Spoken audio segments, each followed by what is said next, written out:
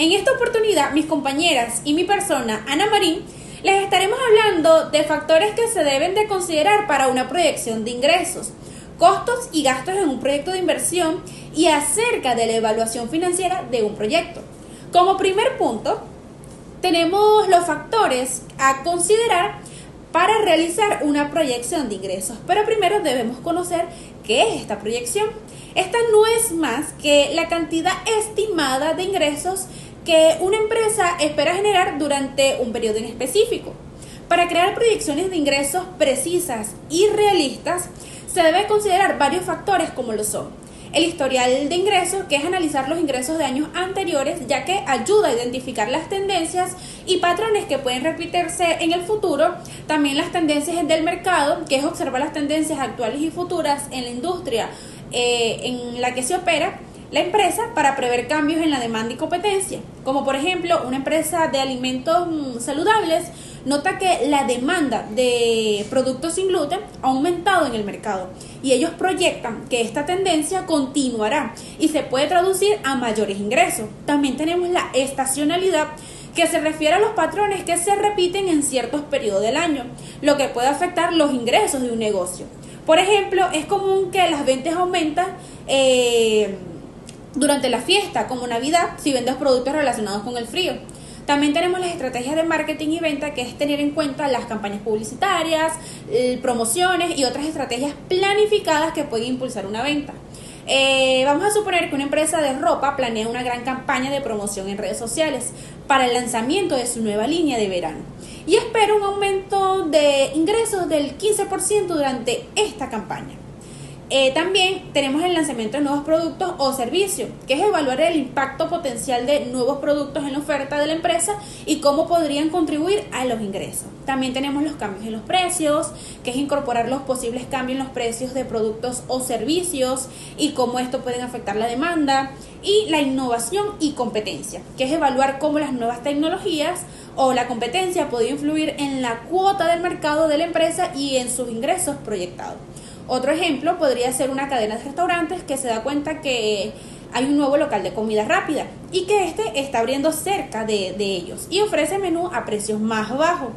Para responder, la cadena podría lanzar promociones especiales como mejorar la calidad del servicio o introducir nuevos platos para así poder atraer más clientes y evitar perder ingresos que ya estaban generando. Costos de un producto. Cuando hablamos de la estructura de un costo de un producto, nos referimos a los diferentes tipos de gastos que hay que tener en cuenta cuando todo funcione bien. Aquí te voy a explicar algunos componentes principales para esto. Tenemos los costos directos. Estos gastos se pueden relacionar directamente con lo que estamos produciendo, como por ejemplo la materia prima, lo que compramos para hacer el producto. Está la mano de obra directa, como los salarios de las personas que trabajan directamente en la producción. Los costos de maquinaria, y que son los gastos en herramientas y maquinarias necesarias. Están los costos indirectos, que son aquellos gastos que no se pueden asignar a un producto específico. Que son como el alquiler de las instalaciones, lo que pagamos por el espacio donde trabajamos, servicios públicos como la electricidad y el agua, los sueldos del personal administrativo, que son los salarios del equipo que no están directamente en la producción. Tenemos los costos fijos y variables. Los costos fijos son gastos que no cambian sin importar cuánto produzcamos. Por ejemplo, la renta del lugar o los sueldos fijos. Y los costos variables, que esto se cambia según cuando produzcamos. Costo de oportunidad.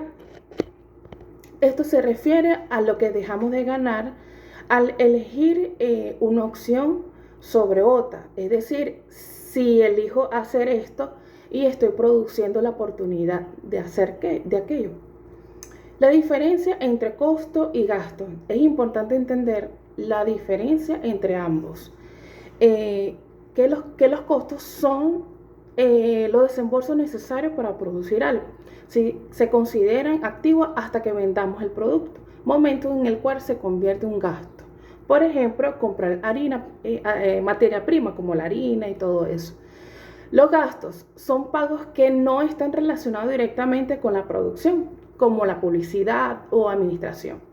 Esto se produce internamente y no se considera un activo. Para crear una estructura de costo es eficaz para un proyecto. Estas son algunas recomendaciones que puedo sugerir para esto. La identificación clara de los costos, que es desde el principio detallar todos los costos directos e indirectos. La clasificación adecuada, separar los costos fijos y las variables para gestionar mejor. La presupuestación realista, que es establecer los productos basados en datos reales para evitar sorpresa. El monitoreo continuo es hacer un seguimiento constante de los costos para detectar desviaciones a tiempo. Revisiones periódicas, revisar el presupuesto regularmente y ajustarlo según sea necesario. La capacitación del personal, que es asegurarse de que todo el equipo esté capacitado para gestionar y financiar para que se lleve un buen control en este producto. Maudelen Hernández y les voy a hablar sobre la evaluación financiera de un proyecto. Esta es una investigación profunda del flujo de fondo y de los riesgos, con el objeto de determinar un eventual rendimiento de la inversión realizada en un proyecto. La misma está destinada a observar los factores involucrados en su realización. Sin ella, una entidad comercial no tiene la información necesaria para tomar una decisión fundada sobre los alcances y riesgos de un proyecto. A su vez, tiene por objeto conocer su rentabilidad económica, financiera y social, con el fin de resolver una necesidad humana en forma eficiente, segura y rentable, asignando los recursos existentes a la mejor alternativa. En los indicadores de rendimiento financiero más usados, tenemos que los indicadores de rentabilidad son herramientas financieras que se utilizan con el fin de evaluar la eficacia y la capacidad de una empresa para generar ganancias en relación con su inversión. El cálculo de los indicadores de rentabilidad permite lograr dos objetivos importantes. El primero es comparar la rentabilidad de diferentes proyectos en un mismo sector y el segundo, determinar si el capital invertido está generando una rentabilidad suficiente para justificar su inversión. Entre los indicadores más usados tenemos el margen de beneficio, que es la cantidad de dinero que se obtiene después de deducir los costos de producción o venta. Este indicador es importante porque nos permite conocer las ganancias que se obtienen por cada unidad de venta. El retorno sobre la inversión. Este es un indicador financiero que mide la rentabilidad de una inversión, es decir, que es una métrica que se utiliza para determinar la eficacia de una inversión y se expresa de forma porcentual. El margen de contribución es un indicador que mide cuánto contribuye un proyecto o servicio a los ingresos totales después de cubrir los costos variables. También tenemos la rentabilidad por cliente. Este es un indicador financiero que mide el beneficio que un cliente genera para una empresa. Continuamos con el retorno de inversión. Esta mide el retorno de inversión de una campaña publicitaria, es decir, es una medida útil para evaluar la efectividad de una campaña publicitaria y ajustarla de ser necesario. Continuamos con el indicador de rentabilidad neta del activo. Este analiza los ingresos netos y los activos totales. Las ganancias por acción. Este indicador es una medida clave de cuánto dinero se gana por acción emitida, en términos generales. Cuanto más alto es el EPS, más rentable es una empresa. También tenemos el retorno sobre patrimonio neto. Este es un indicador financiero que se utiliza para determinar si la inversión realizada por los accionistas es capaz de generar retornos rentables o no, y se usa como medida para evaluar el desempeño de una campaña o de una compañía en términos de rentabilidad para los accionistas. Continuamos con el valor contable por acción. Este es un indicador financiero utilizado para evaluar el valor de una acción en función de los activos netos. El valor contable por acción se obtiene dividiendo el patrimonio neto entre el número de acciones que se encuentran en circulación. El neto es un método para evaluar los proyectos de inversión tomando en cuenta los flujos de efectivo futuros, tanto los ingresos como los egresos que se esperan tener durante el proyecto, traídos a un valor presente, con el fin de saber si es beneficioso o no realizar la inversión. Su fórmula es valor presente neto menos la inversión inicial, ya que este sería el primer egreso que se debería realizar, más o menos los flujos de efectivo traídos a un valor presente. Por lo tanto, sería más si son ingresos y menos cuando son otros egresos. Y estos se traen a un valor presente utilizando la fórmula del interés compuesto, la cual es valor futuro sobre 1 más la tasa de descuento elevado al número de periodos. Y la tasa de descuento que se utilizará dependerá de la empresa y de cómo ésta obtiene su financiamiento. Por lo tanto, si los accionistas esperan tener un rendimiento de la inversión del 10%, la empresa utilizará ese porcentaje como tasa de descuento. De tal forma, el valor presente neto tiene 3 posibles resultados, ya que esta va a traer todos los flujos de efectivo al presente y los va a comparar con la inversión inicial. De tal manera, si el resultado del valor presente neto es positivo, los flujos de caja futuros superan el costo inicial de inversión y por lo tanto el proyecto es rentable. En cambio, si el valor presente neto es negativo, los flujos de caja futuros son inferiores al costo inicial invertido, lo cual indica que el proyecto no es rentable y no vale la pena continuar en este. En cambio, si el valor presente neto es cero, los flujos de ingresos son iguales al dinero invertido. Y es decir que la inversión, ni se gana ni se pierde y se tendría que evaluarla. Esta considera distintas ventajas y desventajas. Entre sus ventajas tenemos que considerar el valor del dinero en el tiempo, ya que este puede verse afectado por la inflación o la oportunidad de inversión. También es un método fácil de entender y calcular, lo cual puede ayudar a los inversionistas a ver rápidamente si un proyecto es bueno o malo. Y de igual forma permite comparar diferentes inversiones de manera clara y sencilla para así escoger el que tenga el valor presente neto más alto. Y tenemos que también tomar en cuenta todos los ingresos y gastos que se esperan tener durante la vida del proyecto. Y entre sus desventajas tenemos que calcular el valor presente neto, pues depende de estimaciones sobre el futuro y estas proyecciones pueden no ser totalmente precisas. De igual forma, el elegir la tasa de descuento adecuada para el cálculo puede ser un tanto difícil y se enfoca solamente en datos financieros, por lo que no considera cosas importantes que también podrían afectar el rendimiento del proyecto, como pueden ser el impacto social o ambiental del mismo. Ahora podemos presentar un caso práctico en el cual una compañía está comparando dos proyectos de inversión, los cuales ambos cuentan con una tasa de descuento del 10%.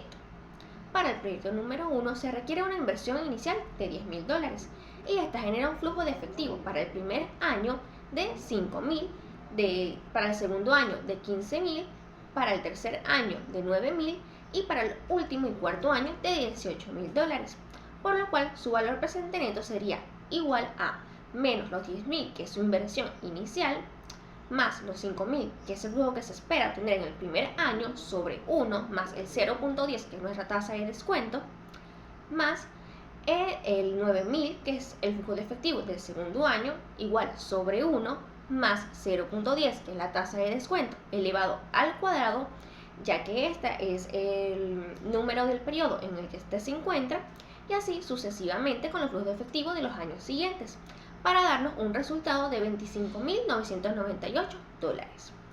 Y para el proyecto número 2, que se requiere una inversión inicial de $5,000 y genera un flujo de efectivo para el primer año de $8,000 y para el segundo año de $16,000, su valor presente neto sería igual a menos los $5,000, que sería la inversión inicial, más los $8,000, que es el flujo que se espera para el primer año, sobre 1, más el 0.10, que es la tasa de descuento, más el flujo que se espera para el segundo año, que es de $16,000, igual sobre 1, más el 0.10, que es la tasa de descuento. Esto elevado a 2, ya que sería el segundo periodo, para darnos un resultado de $18,115,000. De tal forma podemos visualizar que el primer proyecto tiene un valor presente neto más alto, por lo cual sería el que la compañía debería de escoger. Para finalizar la presentación, les hablaré acerca de la tasa interna de retorno o TIR. Este es un indicador de rentabilidad para proyectos o inversiones, de manera que cuanto mayor sea esta tasa, mayor será la rentabilidad. En otras palabras, este es el rendimiento o el porcentaje de ganancia que se obtendrá si el proyecto tiene las entradas de efectivo que se aspiran, por lo que se utiliza para evaluar o comparar proyectos de inversión. En cuanto al valor de referencia, existen dos casos. Número 1, cuando para realizar el proyecto se utilizan recursos que son propios, el valor de referencia es 0. Si TIR es mayor que 0, el proyecto es aceptable, ya que su rentabilidad es mayor que la mínima requerida para obtener ganancias. Si en otro caso TIR es menor que 0, el proyecto se rechaza, ya que este daría una rentabilidad menor que la mínima requerida y por lo tanto no tendría sentido realizar esta inversión. Si TIR es igual a 0, sería indiferente realizar el proyecto, ya que ni ganamos ni perdemos. En este caso hay que valorar si se pueden obtener otro tipo de beneficios a partir del proyecto. Ahora bien, si para realizar el proyecto se recurre a financiamiento, el valor de referencia es el costo de capital. Este es representado por K. Si TIR es mayor que K, el proyecto se acepta, ya que la rentabilidad supera el costo de capital que nos ha sido prestado, lo que permitiría obtener ganancias. Si TIR es menor que K, el proyecto se rechaza, ya que la rentabilidad no cubriría el coste de ese préstamo. Y bueno, si TIR es igual que K, pasa lo mismo que con el caso anterior. Se tendrán que evaluar otros beneficios, ya que ni se gana ni se pierde. Existen varias maneras para calcular la tasa interna de retorno. La fórmula básica se puede ver allí en la diapositiva y es la fórmula donde se iguala el BPN a 0, donde C representa los flujos de efectivo esperados, siendo la primera el desembolso inicial, por lo que se coloca en negativo, y TIR nuestra incógnita a resolver. Entonces, según la fórmula, valor presente neto es igual a desembolso inicial más la sumatoria de los flujos esperados de cada periodo entre 1 más la TIR elevado al número de año correspondiente. El método más sencillo para realizar este cálculo a mano es que en vez de despejar TIR, se hace el método de prueba y error, es decir, se le van aplicando diferentes valores a la TIR en esta fórmula hasta que uno de ellos nos iguale el BPN a 0. Ya ahí sabremos que hemos encontrado el valor de la tasa interna de retorno. Sin embargo, se entiende que hacer este cálculo de manera manual es un proceso extenso y tedioso, por lo que en los libros de administración financiera enseñan una manera un poco más fácil para calcular la tasa interna de retorno, y esto es a través de una calculadora financiera o utilizando una herramienta muy útil que es el Excel. Para explicarlo, puedo presentarles el ejemplo que se visualiza en la diapositiva. En la tabla podemos ver la información de dos proyectos. Contienen sus desembolsos iniciales y los flujos de efectivos esperados por cada año. Con estos datos podemos hacer el cálculo de la TIR en Excel de la siguiente manera. Vemos que hay una columna para los años y una columna para cada proyecto donde se desglosan los flujos de efectivos, colocando de primero el desembolso inicial en negativo, por lo que se puede ver entre paréntesis. Para que nos dé el resultado que se ve al final de las columnas, se tiene que insertar en esta celda la función, que es igual a TIR o IRR, que son las siglas de tasa interna de retorno en inglés. Se abre paréntesis, se seleccionan todos los flujos de efectivos, incluyendo el desembolso inicial, se cierra el paréntesis y se le da Enter. Allí automáticamente Excel te va a dar el valor de la tasa interna de retorno. Ahora bien, ¿para qué nos sirve esto? ¿Para qué nos sirve este cálculo cuando estamos haciendo un proyecto? Bueno, acá se pueden ver en este ejemplo una de las ventajas del cálculo de la tasa interna de retorno, y es que permite comparar la rentabilidad de varios proyectos a partir de los flujos de efectivo esperados. En el ejercicio se hace la selección del proyecto B, ya que tiene la TIR más alta, lo que significa que es el proyecto que te ofrece una mayor rentabilidad. En cuanto a desventajas, al hacer el cálculo de la tasa interna de retorno en condiciones de incertidumbre, no se sabe realmente si se van a obtener esas entradas de efectivo en el proyecto, ya que no se pueden tomar en cuenta ciertas variaciones en el mercado, como por ejemplo los precios en materias primas, que pueden suponer gastos inesperados que signifiquen variaciones importantes en los flujos de efectivos del proyecto, por lo que la TIR puede considerarse un valor aproximado que hay que complementar con otros métodos, otros indicadores para obtener un análisis más preciso y confiable en la evaluación de proyectos. Y bueno, con este tema hemos concluido con nuestra presentación. Muchas gracias por su atención y esperamos haber aportado conocimientos valiosos.